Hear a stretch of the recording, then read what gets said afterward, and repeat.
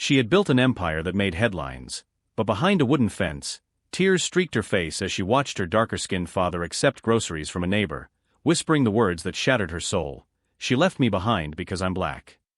Hello family, if you're ready for the full story, make sure you hit subscribe, and tell me in the comments where in the world you're watching from. Tomorrow, I've got another story that will blow your mind, and trust me, you don't want to miss it. Now let's dive in.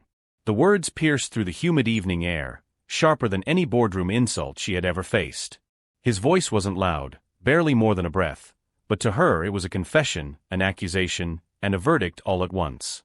She pressed her hand against the rough-peeling wooden fence, afraid to step forward, afraid to be seen. The man receiving the grocery bag didn't look like the figure she remembered tucking her head against during thunderstorms, or the man who used to laugh so fully that his chest shook.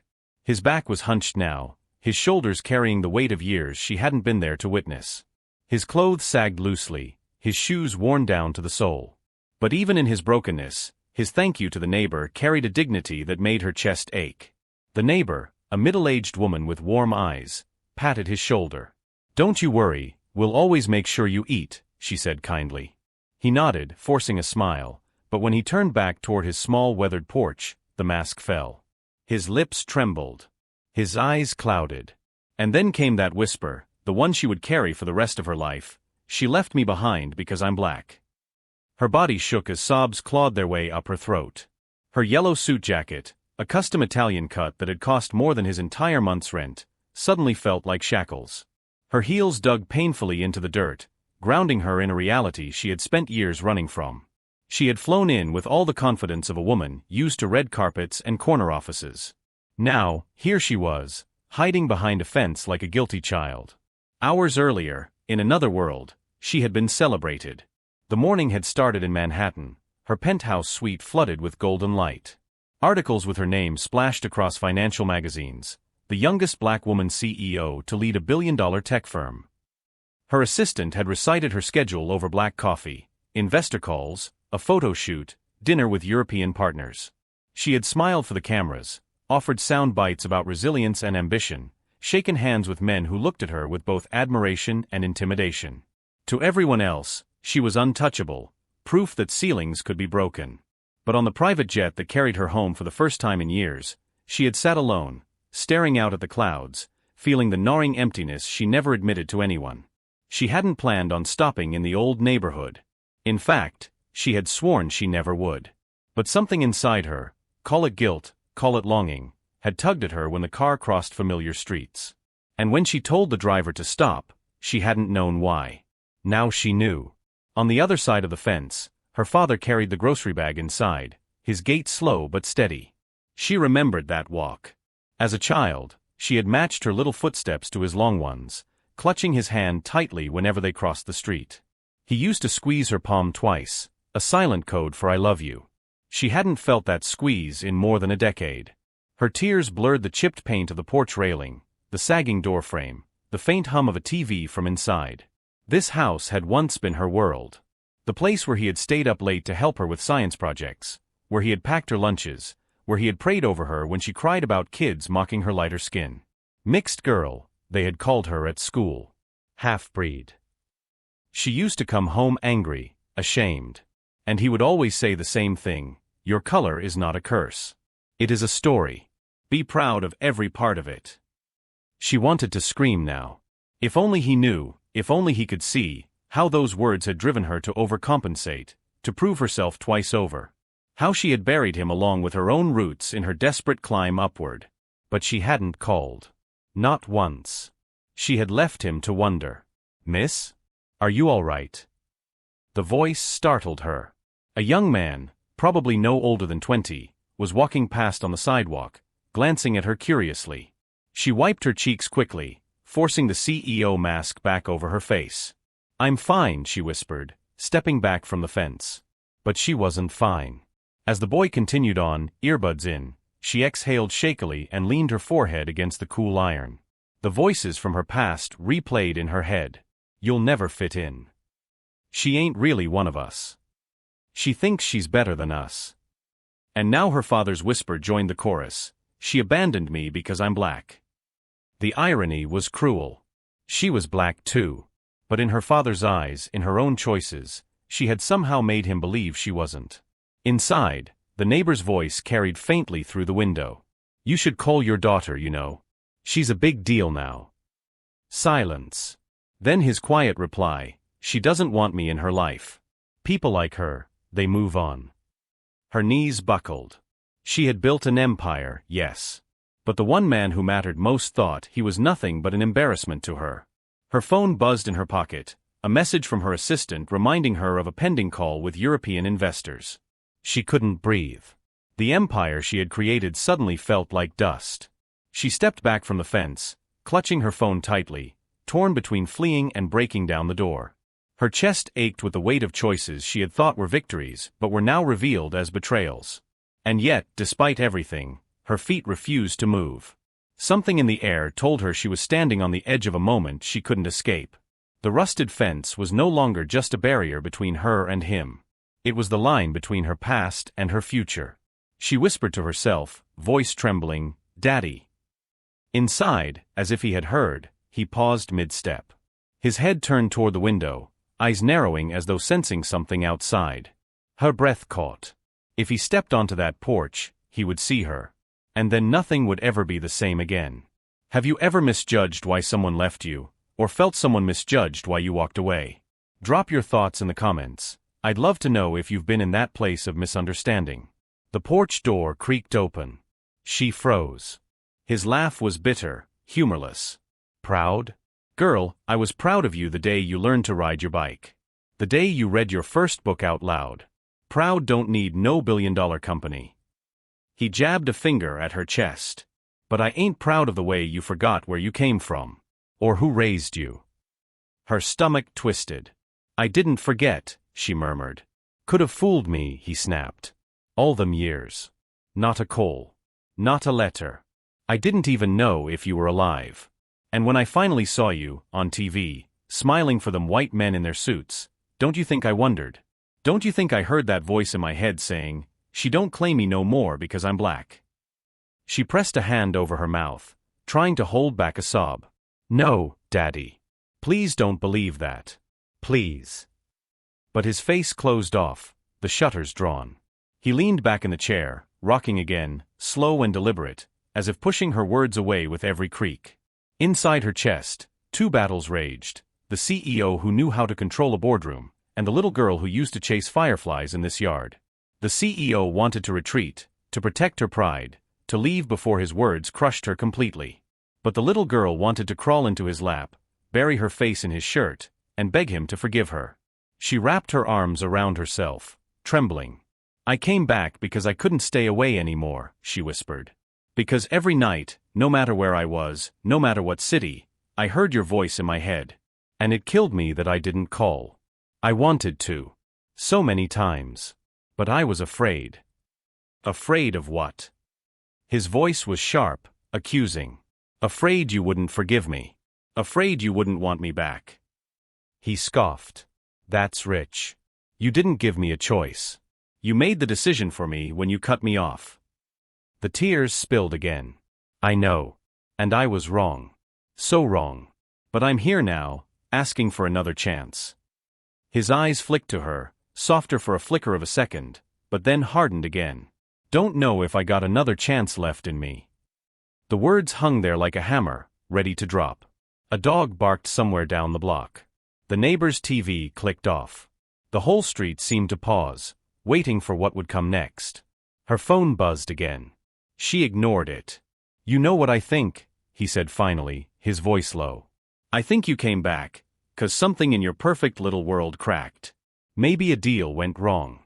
Maybe somebody walked out on you, and now you know how it feels. And suddenly you remember the old man who never walked out on you." She swallowed hard. "You think I came back for selfish reasons?" He didn't blink. "Didn't you?" The accusation stung, mostly because there was truth in it. She had come back because the success felt empty. Because no matter how many hands she shook, how many penthouses she stayed in, she never stopped feeling the gnawing hole where he should have been. But saying that out loud felt impossible. Instead she whispered, "I came back because I love you." He flinched at the words. His jaw worked, his eyes glistened, but he shook his head. Love don't mean disappearing for years and showing up when it suits you. She stepped closer, daring to bridge the gap. Then let me prove it. Let me try again. His rocking slowed. For a long moment, his gaze softened, his lips parting as though he might say yes. But then, just as quickly, he closed off again, leaning back in the chair with finality. You can't erase time, girl. You can't erase hunger. You can't erase the nights I sat on this porch asking God why my daughter forgot me. Her chest caved. She fell silent, because there was nothing she could say to undo the years. Finally, he sighed, exhaustion heavy in his shoulders. Go back to your driver. Go back to your city. Leave me my pride. That's all I got left.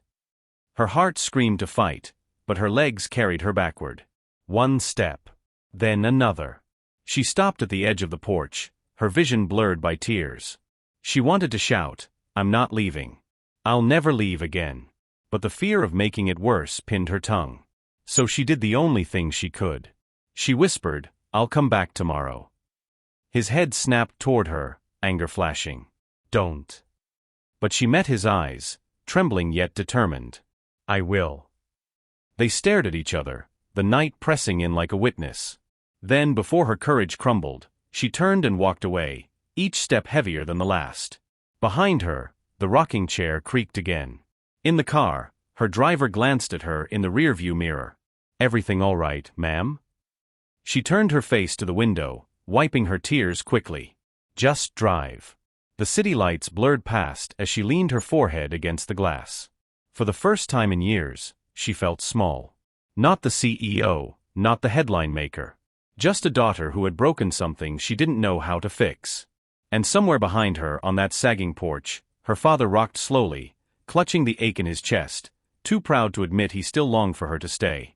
If you were in her shoes, would you respect his wish and walk away, or keep showing up even if he told you not to? Comment below. I'm curious how you'd handle it. The next morning, sunlight spilled across the city skyline as she sat in her penthouse suite, untouched breakfast cooling on the table. Her assistant's voice buzzed through the phone. You've got 3 meetings back to back. The London team is waiting for numbers. And don't forget the gala tonight. Black dress, photographers, the works. She mumbled something vague, barely listening. Her eyes lingered on her reflection in the glass. Flawless makeup, sleek bun, power suit hanging on the chair. Everything about her screamed control, but inside, she was unraveling. For the first time in years, she didn't want to go to work. She wanted to go home. By 9, she was back in her car, instructing the driver to take her not to the office, but to the neighborhood she had once sworn never to set foot in again. The house looked smaller in daylight, its paint peeling more than she remembered, the porch steps sagging under their own weight. She stood at the fence again, palms sweaty, debating whether to knock. The decision was made for her when the neighbor, a woman in her 50s with sharp eyes and flour still dusting her apron, spotted her. You the daughter, ain't you? The words felt like both a knife and a lifeline. Yes, I am. The neighbor smiled faintly, though there was something like reproach in her gaze. He ain't said your name in years, but I knew you the moment you stepped out that fancy car yesterday. He talked about you enough when you were little. She gestured toward the porch. He's inside. Don't let him tell you to leave. He needs you, even if he don't admit it. Her chest tightened. Thank you. She climbed the steps cautiously, each creak under her heels louder than her heartbeat. She knocked softly on the door. No answer. She knocked again, firmer this time. Finally, the door opened a crack. Her father stood there, eyes tired, lips pressed thin. Didn't I tell you not to come back? I told you I would, she said quietly. For a long moment, they stared at each other, both too stubborn to look away. Then he sighed and pushed the door wider, stepping aside. Fine. You're in now. Don't say I didn't warn you. The house smelled the same and different all at once. Faint traces of wood polish, old leather, and something sharp, cigarettes maybe, though he had quit when she was a teenager. Dust motes floated in the light, cutting through the blinds. The living room was crowded with furniture that had seen better days, but still carefully arranged, as though he clung to order when everything else fell apart. She touched the back of the couch gently, her throat tightening at the familiar fabric. You still got this, she murmured. Didn't see the point of buying new when it works just fine, he said flatly, lowering himself into his chair. She sat across from him, perching on the edge like an intruder. For a while, neither spoke. The silence stretched, filled only by the hum of the refrigerator in the next room. Finally, he cleared his throat. So what? You plan on sitting here all day staring at me? She clasped her hands together. I plan on staying until you believe I'm not walking away again. He barked a laugh, bitter and sharp. That could take forever. Then forever it is. Her words surprised even her. But she meant them. Minutes ticked into hours. She offered to cook, but he waved her off. She offered to fix the leaky faucet, and he snorted. She offered to take him grocery shopping, and he glared. Every attempt at closeness was met with resistance, but she didn't leave. She stayed planted in that chair, matching his silence with her own. At one point, he rose to get himself a glass of water. Without thinking, she followed him into the kitchen. The counters were chipped, the linoleum curling at the edges. A single plate and cup sat drying on the rack. "Daddy," she said softly, "let me do something. Anything. Please." He set the glass down with a thud. "You want to help? Then explain to me why it took you years to come back. Explain why I had to hear from a neighbor that my daughter was on the cover of magazines while I was standing in line at the shelter." Her voice broke. "Because I didn't know how to face you. Because every time I thought about calling, the shame got bigger. And then more time passed, and I didn't know how to bridge the gap. I was a coward." He turned to her, eyes flashing. "You're right about that." The words hit hard, but she didn't back down. "Yes. I was a coward. But I'm trying not to be one anymore." For the first time, his anger wavered, replaced by something more fragile. He gripped the counter, shoulders sagging. "You don't know what it was like, girl. Watching the kids on this block grow up, go to college, start families, while I sat here wondering if my daughter was even alive. I'd see your face on TV, and I couldn't tell if I should be proud or broken." Her eyes burned. "You should have been proud. But I made it impossible for you to be. That's on me." The vulnerability in her tone made him falter. He shook his head, muttering, "Don't think you can just waltz back in and fix it with pretty words." "I don't want to fix it with words," she said firmly. "I want to fix it with time. With presence. With proof." The tension broke slightly when the neighbor knocked, carrying a pie. "Brought too much for just me," she said cheerfully, setting it on the counter. Her father thanked her stiffly. The neighbor gave her a lingering look, as though measuring the scene. "You take care of him now, you hear?" she said gently before leaving. The father muttered under his breath once she was gone, "Ain't that something? Neighbors feeding me while my own daughter forgets I exist." The daughter's chest ached. But instead of defending herself, she picked up a knife and sliced the pie into pieces. "Then let me start making up for it." She set a plate in front of him, then one in front of herself. "We eat together." He stared at her for a long moment before finally picking up the fork. They ate in silence, the pie sweet and heavy between them. By evening, the atmosphere had shifted, not healed, but softened. He turned on the old TV, its colors faded, the volume too loud. She sat beside him, not speaking, just being there. For the first time since she had arrived, he didn't tell her to leave. As the credits of some old sitcom rolled, he leaned back in his chair and sighed. "You really planning on coming back tomorrow too?" She met his gaze steadily. "And the day after. And the day after that. Until you believe me." He shook his head, half amused, half broken. "Stubborn. Always were." She smiled faintly through her tears. "I get that from you." For the first time, a small crack appeared in his expression, something almost like a smile flickering, though quickly hidden. And in that fragile moment she knew, this battle wasn't won. But she had managed to stay. To sit in the silence. To force proximity when everything in both of them screamed to run. It was the smallest of victories. And it was everything. If someone you loved abandoned you for years, would you let them back in if they showed up every day, or would you shut them out for good? Drop your answer below. I want to hear your truth. The next morning, sunlight spilled across the city skyline as she sat in her penthouse suite, untouched breakfast cooling on the table. Her assistant's voice buzzed through the phone, You've got 3 meetings back-to-back, the London team is waiting for numbers, and don't forget the gala tonight. Black dress, photographers, the works. She mumbled something vague, barely listening. Her eyes lingered on her reflection in the glass. Flawless makeup, sleek bun, power suit hanging on the chair. Everything about her screamed control, but inside, she was unraveling. For the first time in years, she didn't want to go to work. She wanted to go home. By 9, she was back in her car, instructing the driver to take her not to the office, but to the neighborhood she had once sworn never to set foot in again. The house looked smaller in daylight, its paint peeling more than she remembered, the porch steps sagging under their own weight. She stood at the fence again, palms sweaty, debating whether to knock. The decision was made for her when the neighbor, a woman in her 50s with sharp eyes and flour still dusting her apron, spotted her. "You the daughter, ain't you?" The words felt like both a knife and a lifeline. "Yes, I am." The neighbor smiled faintly, though there was something like reproach in her gaze. "He ain't said your name in years, but I knew you the moment you stepped out that fancy car yesterday.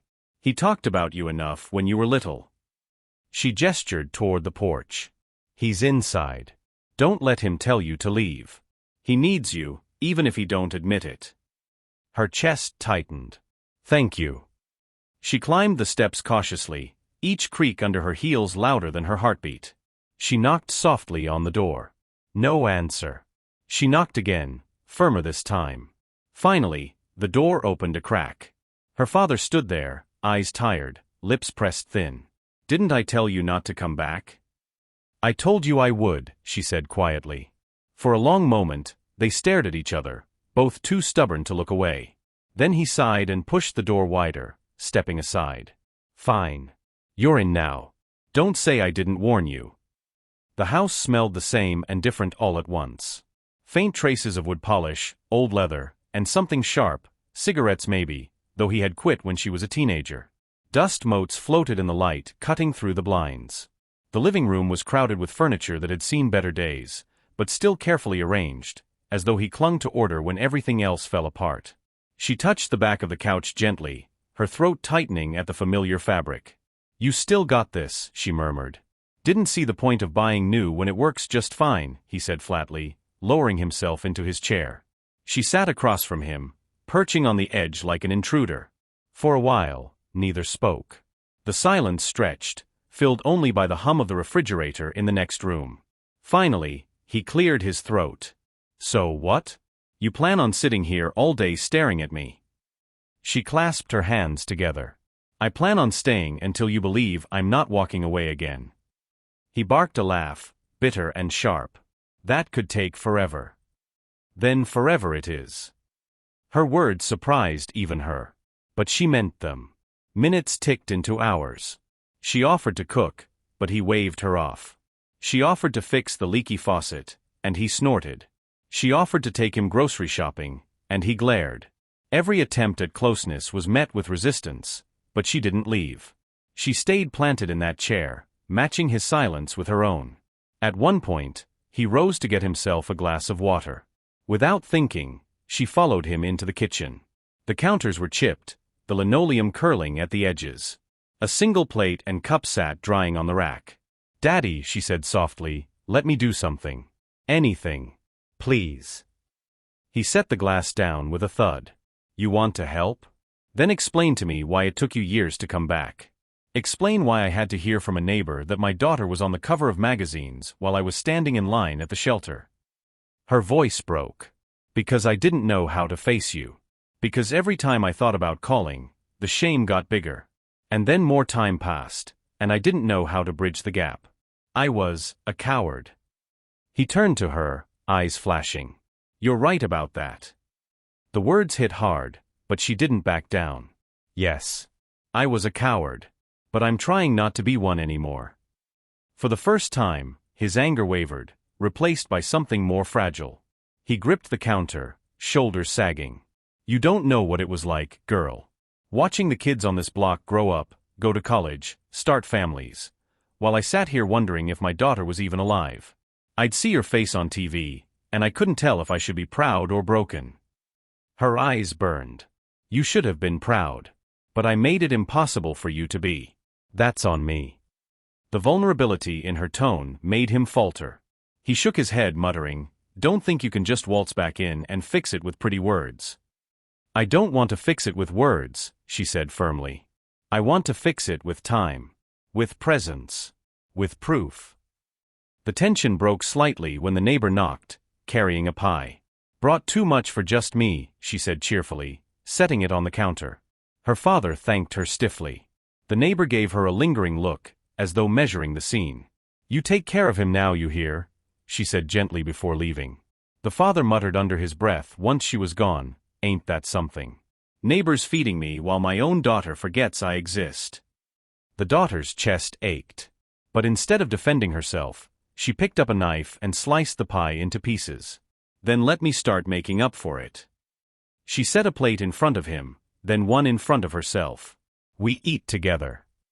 He stared at her for a long moment before finally picking up the fork. They ate in silence, the pie sweet and heavy between them. By evening, the atmosphere had shifted, not healed, but softened. He turned on the old TV, its colors faded, the volume too loud. She sat beside him, not speaking, just being there. For the first time since she had arrived, he didn't tell her to leave. As the credits of some old sitcom rolled, he leaned back in his chair and sighed. "You really planning on coming back tomorrow too?" She met his gaze steadily. "And the day after. And the day after that. Until you believe me." He shook his head, half amused, half broken. "Stubborn. Always were." She smiled faintly through her tears. "I get that from you."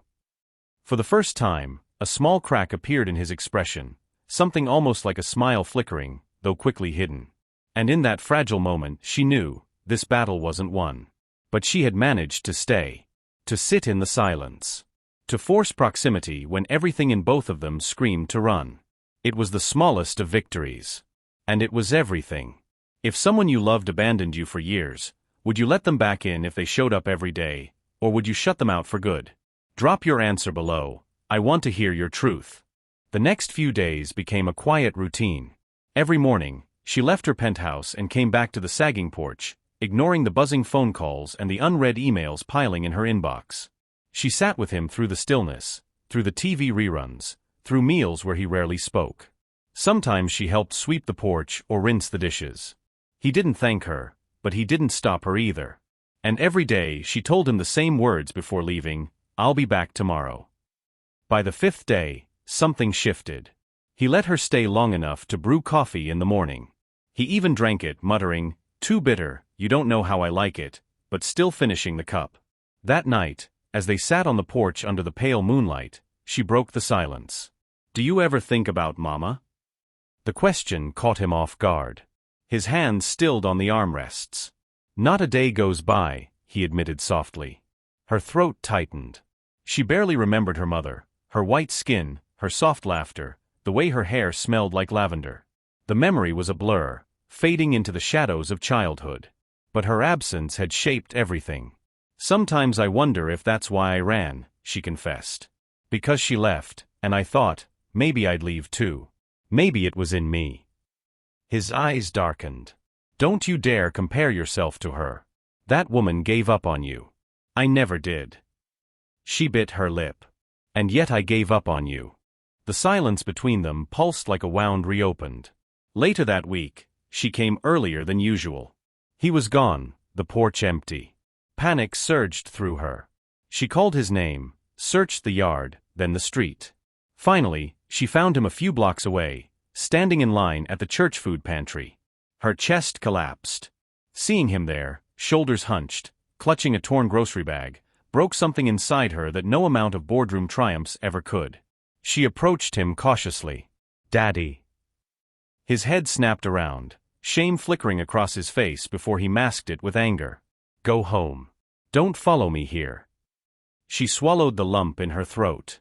"You shouldn't be here. You shouldn't have to beg for food." His voice rose, sharper than she'd ever heard. "And why not? You weren't here to help me. You weren't here when the jobs dried up, when my knees gave out, when I couldn't climb ladders anymore. You weren't here when the lights got cut off, when I sat in the dark praying for enough money to buy bread. So don't you dare act surprised now." She froze, tears streaming unchecked. "I didn't know." "You didn't ask." His voice cracked on the words. His hands trembled as he gripped the grocery bag tighter. "I raised you. I carried you when you were sick. I worked double shifts so you could have shoes without holes. I poured everything into you. And when I needed someone, when the loneliness set in, you vanished." His voice broke completely, ragged with grief. "You left me empty, girl. You left me empty." The words gutted her. She wanted to run to him, to take the bag from his hands and carry the weight herself. But his pride was a wall she couldn't climb. "I'm sorry," she whispered, useless and small. "I'm so sorry." He turned away, wiping his face roughly with his sleeve. Sorry don't fill a man's stomach. That night, she couldn't sleep. She sat on her penthouse floor surrounded by papers, unopened invitations, and contracts that suddenly meant nothing. Her father's voice haunted her, "You left me empty." The next morning, she returned to his house carrying groceries. Meat, bread, fresh fruit, things she hadn't bought in years. He scowled when he saw the bags. "You think throwing money at it makes up for lost time?" "It's not money," she said softly. "It's care. Let me care for you the way you cared for me." He didn't respond, just turned away. But later that night, she noticed the apple core in the trash, proof that he had eaten what she brought. A few days later, she wandered into the back room of the house while he napped. Dust covered everything, but on the dresser sat a stack of letters. She picked one up carefully, her hands trembling. It was addressed to her. The envelope was never mailed. Heart-pounding, she unfolded the paper. "Dear baby girl. I don't know if you'll ever read this. I don't know if I should send it. But tonight, the house feels too quiet without you. I keep expecting you to burst through the door, laughing like you used to, calling me daddy. But the silence just grows. I pray you're safe. I pray you're happy. And I pray that one day, you'll come home." Her tears splattered the page. She sifted through the stack, dozens of letters, written over the years. Some short, some long, all aching with love and loss. None of them mailed. She clutched them to her chest, sobbing. He hadn't forgotten her. He had been speaking to her all along, pouring his love into letters that never reached her. When he woke and found her holding them, his face went pale. "You weren't supposed to see those," he muttered, turning away. "They're beautiful," she whispered. "Every word. Why didn't you send them?" His voice cracked. "Because I was afraid you'd changed your number. Afraid they'd come back unopened. Afraid you'd forgotten me. And I couldn't take that kind of hurt." Her heart shattered into pieces. She reached for him, gripping his rough, trembling hand. "I never forgot you. Not for a second. And I never stopped needing you, even when I was too proud to admit it." His hand squeezed back weakly, the smallest surrender, before he pulled away again. That night, they sat together in the dim living room, the letters stacked on the table between them like a bridge. He spoke softly, almost to himself. "You were the best thing that ever happened to me. When I held you for the first time, I thought, God trusted me with this child. Didn't matter that your skin was lighter than mine. Didn't matter that people stared. You were mine. My little girl." Her tears fell freely. "And you were the only real parent I ever had." For a fleeting moment, the years of distance seemed to dissolve. But the pain remained too raw, the scars too deep. "Don't think this means everything's fixed," he warned, though his voice trembled. "I don't," she said. "But it means we're still here. Together. And that's a start." If you discovered a stack of unsent letters from someone you hurt, letters filled with love and longing, would it heal you or break you even more? Comment below. I want to hear your heart on this. The storm rolled in quietly, the way summer storms always did. First the sky dimming, then the air thickening, then a low rumble in the distance. By late afternoon, rain beat down in heavy sheets against the porch roof. It felt fragile, like glass, but it was progress. "One Friday afternoon," she suggested, "come with me tonight. There's a dinner. Nothing formal. Just some colleagues. I'd like to introduce you, as my father." He stiffened. "Colleagues?" "Yes. They'll love you," she said quickly. "It's just dinner. No speeches, no cameras." His eyes narrowed. "You want to show me off like a trophy? To prove you're not ashamed. Her stomach dropped. No, Daddy, that's not what I meant. But his jaw was set. I ain't your prop. She reached for his hand. You're my family. I want you in my world. For a long moment, he studied her. Finally, with visible reluctance, he muttered, one dinner. That's it.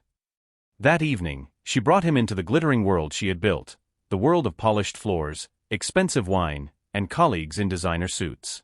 He wore his best shirt, though the collar was frayed, and she walked beside him proudly, her hand lightly on his arm. The restaurant gleamed with chandeliers and glass walls overlooking the skyline. Her colleagues turned to greet her, their smiles wide, their voices polished. This must be him, one of them said, extending a hand. The man who raised the legend. Her father shook the man's hand firmly, though she noticed the slight hesitation, the way the colleague's eyes flickered over his skin before settling on his face. Dinner began. Conversations flowed about investments, mergers, global expansions. She tried to include her father, but every time she glanced at him, he looked smaller, quieter, his hands fiddling with a napkin in his lap. At one point, a woman leaned across the table, her voice sugar-sweet but edged with something else. It's so inspiring, she said, that you came from such humble beginnings. To think, raised by a man from, she trailed off, searching for a word, before settling on, from such a different background. The table chuckled politely, but her father's jaw clenched. His knuckles whitened on the fork. She froze, unsure how to respond. Shame crawled up her neck. Her father finally set the fork down with a clatter. Excuse me, he muttered, rising from the table. Daddy, she whispered, standing to follow. But he was already striding toward the door. Outside, the night air was sharp. He stood on the curb, breathing heavily, his face twisted with fury and humiliation. You brought me here to be mocked, he spat. No, she cried. I didn't know she'd. You didn't stop her, he snapped. Her chest burned. I froze, I didn't know what to say. He glared at her, his eyes filled with old wounds. You didn't know what to say because deep down, you agree with them. You see me like they do, just some poor black man who raised you out of pity. She staggered back, as if struck. That's not true. You're my father. Then why'd you hide me all these years? His voice broke, raw and ragged. Why'd you let the world think you pulled yourself up all alone, when it was me who carried you? Me who bled for you? Her tears spilled hot and fast. Because I was ashamed of myself, not you. I thought I didn't belong anywhere, too light for some, too dark for others. I thought if I kept you out of sight, people wouldn't question me. I was a coward. He shook his head violently. No. You were ashamed of me. Her breath caught. Please don't say that. It's the truth. His voice cracked the night. You abandoned me because I'm black, and now you want to parade me around to ease your guilt. Well, I ain't your redemption story. The words stabbed into her chest. She reached out, but he stepped back, his face closing like a locked door. I survived without you, he said coldly. I'll keep surviving. Don't come back. Her world tilted. You don't mean that. I do. His voice was final. She stood frozen, the city lights blurring through her tears, as he turned and walked into the night. Back in the restaurant, her colleagues whispered, their smiles too tight, their eyes darting with curiosity and judgment. She mumbled an excuse and fled, her heels clicking on the pavement until she collapsed in her car. The sobs came hard, racking her body. Everything she had worked for, everything she thought she was rebuilding, crumbled in a single night. She pressed her forehead against the cool glass of the window. His words echoed, you abandoned me because I'm black. The one wound she had prayed never to reopen had been ripped wide, bleeding raw in the city's indifferent glow. And for the first time since she returned, she wondered if maybe he was right. That night, he sat alone on his porch, the rocking chair creaking in the dark. His chest heaved with the anger that wouldn't leave him, but beneath it was something worse, grief. He wanted to call her back. He wanted to hold her and say he hadn't meant it. But the humiliation at that table, the looks, the pity, the reminder of all the years she hadn't claimed him, burned too deep. He clenched his fists, whispering to the empty night, she abandoned me once. I won't let her do it again. But even as he said it, the tears betrayed him, soaking his weathered hands. If you were the father, humiliated in front of strangers but finally hearing your child admit she hid you out of shame, would you forgive her or shut her out? Share your truth in the comments. The city skyline glittered like a cruel joke as she sat alone in her penthouse. The walls felt taller, the glass colder, the silence unbearable. Every surface gleamed with success, awards on the shelf, silk curtains drawn across floor-to-ceiling windows, imported wine chilling in the fridge. None of it mattered. All she could hear was his voice, breaking in the night, "You abandoned me because I'm black." Her chest ached as if someone had carved the words into her ribs. She pressed her palms against her eyes, trying to dam the tears, but they came anyway, hot, relentless, humiliating. For years she had told herself she was strong, unshakable, a self-made woman. But here she was, curled on the floor like a child, sobbing for the man who had always been her anchor, even when she pretended he wasn't. Across the city, he sat on the porch, rocking chair groaning under his weight. The house was dark. The street was quiet. The humiliation from that dinner still burned like acid in his chest. The looks, the comments, the feeling of being reduced to a curiosity. But worse than all of it was her silence. She hadn't defended him. She had let the words hang in the air, unchallenged. He clenched his fists, whispering into the night, "She didn't claim me. Not really. Not when it counted." Yet even as the bitterness rose, another memory slipped through. Her head on his shoulder during the storm, her laughter in the kitchen as she burned the rice, the way she read his letters with tears in her eyes. He groaned, pressing his palms against his face. Pride told him to stay hard, to stay angry, to keep the walls up. But his heart whispered, "She's your little girl."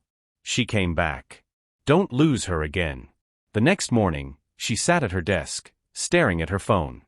The screen glowed with dozens of missed calls and texts, her assistant, her business partners, even a headline notification: CEO storms out of gala dinner. The gossip sites were already feasting. But none of it mattered. Her thumb hovered over one name, Daddy. She wanted to call, to beg, to explain. But what if he didn't answer? What if he hung up? What if she made it worse? Fear pressed down, heavier than any boardroom decision she had ever faced. At last, she whispered to herself, "Cowards don't call. Daughters do." Her hand shook as she pressed dial. The phone rang once, twice, 3 times. Then voicemail. Her voice broke as she spoke. "Daddy, it's me.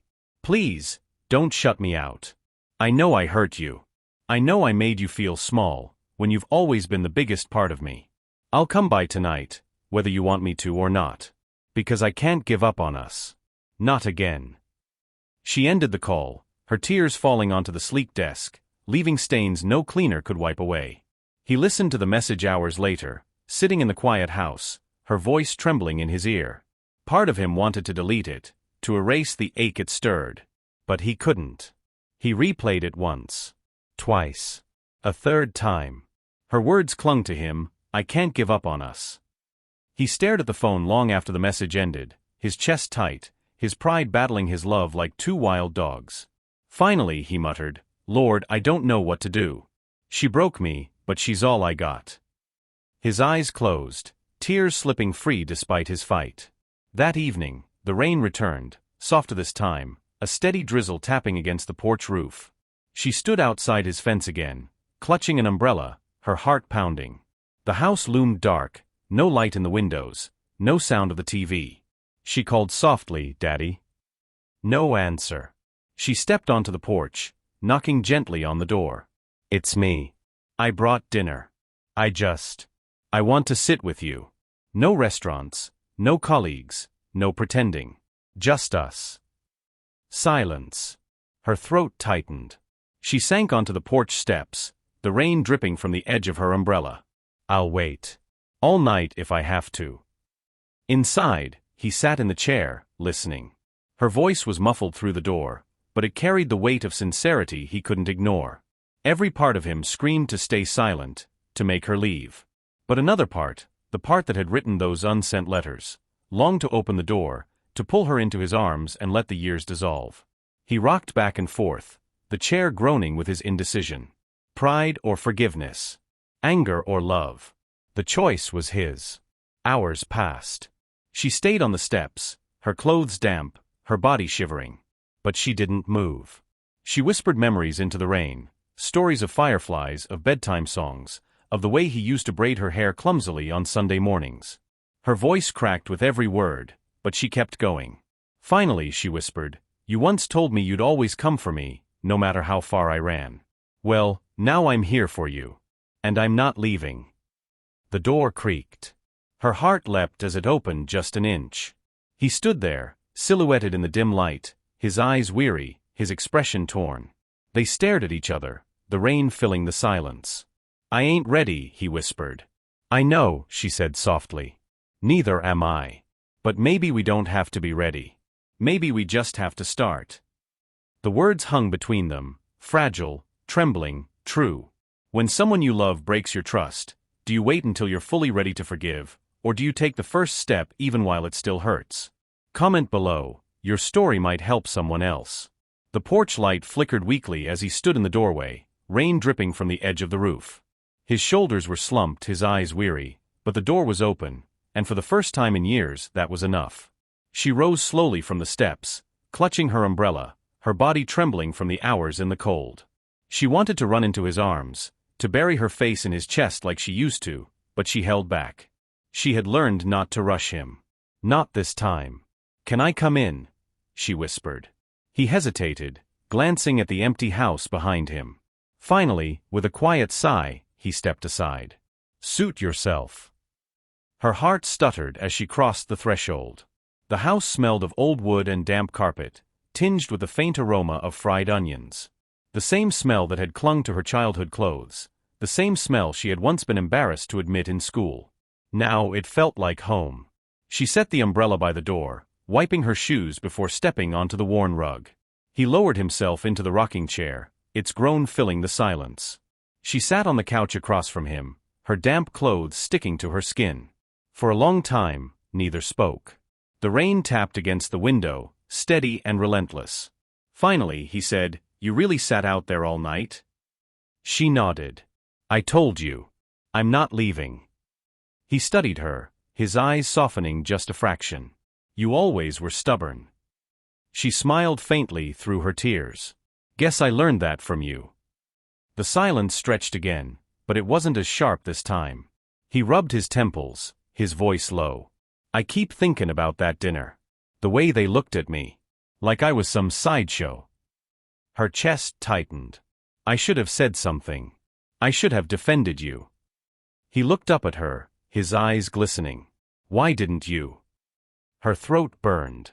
She forced the truth out. "Because for 1 second, all those old voices came back. The ones that told me I didn't belong. That I'd never be enough. Not black enough, not white enough, not rich enough, not anything. And I froze. I hated myself for it." He leaned back in the chair, exhaling sharply. "And I hated myself for being the reason they looked at you funny." She shook her head violently. "No. You weren't the reason. They were wrong, not you. You gave me everything, love, safety, a home. I wouldn't be who I am without you." His voice cracked. "Then why'd you hide me?" Her tears fell freely now. "Because I thought the world wouldn't understand. I thought they'd see me as less if they knew. I thought they'd use you against me. But I was wrong. I see that now. Hiding you didn't protect me, it broke us." The rocking chair stilled. His face crumpled, the years of pain pressing down all at once. "All this time, I thought, maybe you left 'cause of me. 'Cause I was black. 'Cause I couldn't give you what other fathers could." She shot forward, kneeling at his feet, gripping his hands. "Daddy, listen to me. I didn't leave because you're black. I didn't leave because you weren't enough. I left because I was broken inside, and I didn't know how to carry my own shame. But I see it now, you were never my shame. You were my pride. My anchor. My everything." His breath hitched. "Then why'd it take you so long to come back?" She buried her face against his hands, her sob muffled. "Because I was afraid you wouldn't forgive me." The silence between them broke, not with words, but with the sound of his tears falling onto her hair. Slowly, trembling, he lifted her chin. Their eyes met, father and daughter, the years of distance hanging heavy but not impenetrable. You still call me Daddy, he whispered. Always, she said through tears. Always. Something in him cracked. His arms opened, hesitant at first, then strong as he pulled her into him. She collapsed against his chest, clutching him like she never wanted to let go again. The rocking chair swayed gently as they held each other, sobs shaking both their bodies. For the first time in years, the house felt alive again. Later, after the tears slowed, they sat together at the kitchen table. She reheated the dinner she had brought: fried chicken, mashed potatoes, collard greens. They ate in silence at first, the clink of forks on plates the only sound. Finally, she said, I want the world to know you. Not as a prop. Not as a story. But as my father. The man who raised me. The man who never gave up, even when I did. He studied her, skeptical. And how you plan to do that? She smiled faintly. Not with a gala. Not with cameras. Just with me. I'll bring my world here, one piece at a time. My friends, my colleagues, they'll meet you in this house on your terms. No more hiding. No more shame. He grunted, unconvinced but not dismissive. We'll see. That night she stayed over, sleeping on the lumpy couch, listening to the creaks and sighs of the old house. For the first time in years, she felt safe, not because of the locks on the penthouse door, but because of the steady rhythm of his rocking chair in the next room. In the morning, sunlight spilled across the floor. She woke to the smell of bacon and eggs, and for a moment, she was 10 years old again, running into the kitchen in her pajamas. He stood at the stove, spatula in hand, glancing over his shoulder. Don't just sit there. Plates are in the cupboard. Her laughter burst out, free and unguarded. Yes, Daddy. Days turned into weeks. Slowly, carefully, they built a new rhythm. She visited often, sometimes staying overnight. He taught her how to fix the squeaky porch step. She taught him how to use a smartphone, though he still grumbled about it. There were setbacks, sharp words, awkward silences, moments when old wounds resurfaced. But they kept choosing to stay. To try again. And little by little, the shame dissolved, replaced by something stronger, belonging. One evening, as the sun dipped below the horizon, they sat on the porch together. She leaned against the railing, he rocked in his chair, both watching the fireflies flicker in the grass. She whispered, Do you remember what you said to me when I was little? That you'd always come for me, no matter how far I ran. He nodded slowly. I remember. She took his hand. Well, I came back for you. And I'm not running anymore. He squeezed her hand gently, his voice soft. And I ain't lettin' you go again. The fence that had once divided them now felt like protection, not distance. The neighbors still watched sometimes, but she didn't care. She wasn't hiding. She wasn't ashamed. She had her father back. And this time, she was staying. What do you think heals relationships faster? Words of apology, or actions that prove you've changed? Drop your thoughts in the comments. Your insight could touch someone who's struggling to forgive or be forgiven. Thank you for watching this story to the end. If you enjoyed this story, you will surely love the next one. It's as crazier and more intriguing as you can ever imagine. So do check it out. Click on the image showing on your screen right now to watch the next one.